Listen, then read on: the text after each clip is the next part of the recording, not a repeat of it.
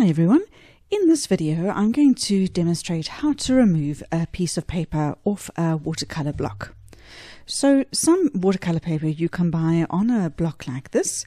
The pages are stuck together, glued around the sides, and it's designed that you paint with the paper on the block and only remove it once the painting is finished.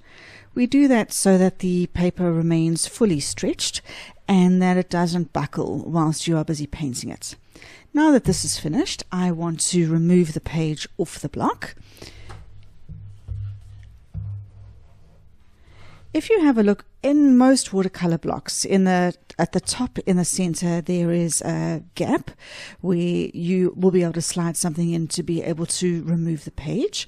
You can put in whatever you want. Some people use a letter opener. I do use a craft knife.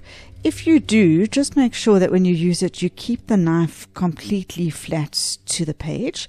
If you tilt it up or down, then you can actually slice through the paper.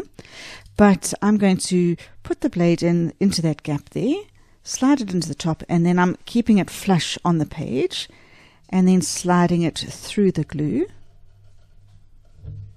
When I get to the corner, I'll just change direction.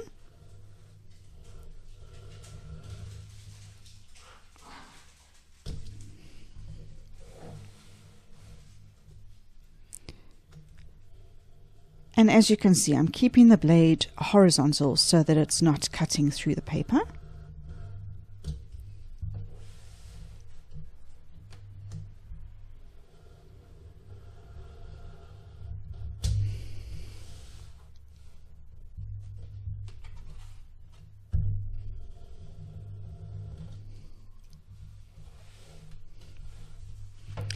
And there we go. The paper is removed.